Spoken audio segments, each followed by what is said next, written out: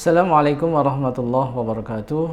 Alhamdulillahirabbil alamin wassalatu wassalamu ala asrofil anbiya'i wal mursalin wa imamil muttaqin wa ala alihi wa sahbihi wa barik wa sallim ajmain.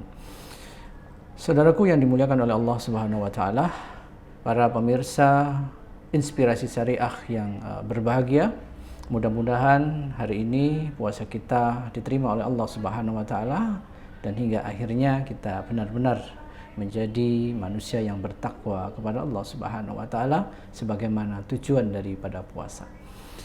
Dalam kesempatan yang cukup berbahagia ini, Al-Fakir ingin menyampaikan bahwa Allah Subhanahu wa taala menurunkan Al-Qur'an ini berfungsi juga sebagai syifa.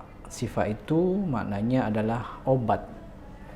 Obat berarti sesuatu hal yang menyembuhkan.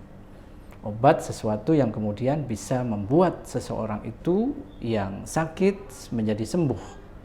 Tidak hanya manusia secara pribadi, tapi manusia sebagai masyarakat, manusia sebagai komunitas juga bisa mengalami apa yang kemudian disebut sebagai sakit. Allah Subhanahu wa taala berfirman di dalam surat Al-Isra ayat yang ke-82, A'udzubillahi minasyaitonirrajim. Wa nazzalul minal Qur'an ma huwa shifa wa rahmatun lil mu'minin. Wa nazzalal Qur'an wa nunazzilul Qur'an. Allah menurunkan Al-Qur'an ya, ma huwa shifa, yaitu sebagai syifa, sebagai obat, dan juga warahmah, rahmat dari Allah Subhanahu wa taala untuk orang-orang yang beriman. Di dalam ayat ini dengan jelas Allah menyebutkan bahwa Al-Qur'an itu adalah syifa, adalah obat. Kalau kita pahami sebenarnya seperti apa yang harus kita kemudian pahami di dalam konteks obat ini. Bukankah obat yang kita kenal itu adalah sesuatu hal, satu benda yang kemudian bisa menyembuhkan berupa obat yang kemudian kita kenal, ada obat kimia dan juga ada obat herbal. Lalu di mana sebenarnya letaknya ketika kemudian Allah menyebutkan bahwa Al-Qur'an ini ma huwa shifa, sebagai obat? Yang pertama yang harus kita pahami bahwa kerusakan itu tidak hanya kemudian dalam bentuk fisik. Artinya kalau kemudian orang mengalami kecelakaan, kakinya patah, itu berarti mengalami sakit karena kakinya patah. Dan tentu itu harus diobati dengan kemudian disambung kembali dengan berbagai macam tambahan obat-obat agar cepat sembuh kembali.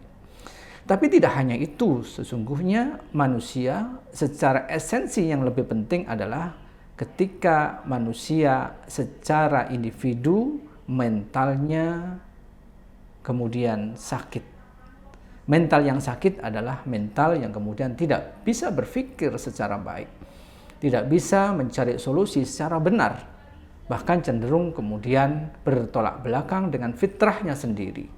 Dan kalau kita pahami sekarang ini bahwa solusi-solusi yang ada di negeri ini yang saat ini banyak mengalami berbagai macam problem seperti kriminalitas, kenakalan remaja, seks bebas, dan lain sebagainya, ini semua adalah penyakit yang ada di dalam diri masyarakat. Dan ini hanya bisa kemudian diobati sesungguhnya dengan Al-Qur'an.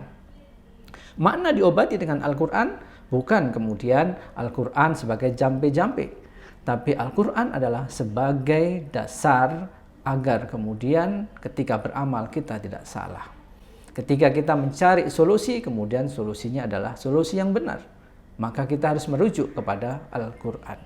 Dan disinilah sesungguhnya ketika masyarakat yang kapitalistik saat ini, masyarakat yang liberal, yang kemudian menghasilkan berbagai macam keburukan dan kerusakan yang terjadi di masyarakat, tidak ada jalan lain kecuali kita kemudian menggunakan Al-Qur'an ini sebagai obat untuk menyembuhkan sakit di tengah-tengah masyarakat kita.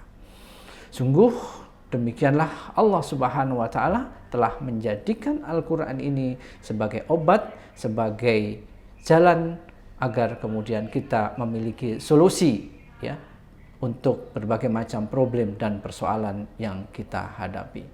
Mudah-mudahan Allah Subhanahu wa taala senantiasa memberikan kekuatan kita untuk senantiasa kita menjadikan Al-Qur'an sebagai patokan dalam kehidupan kita sehari-hari.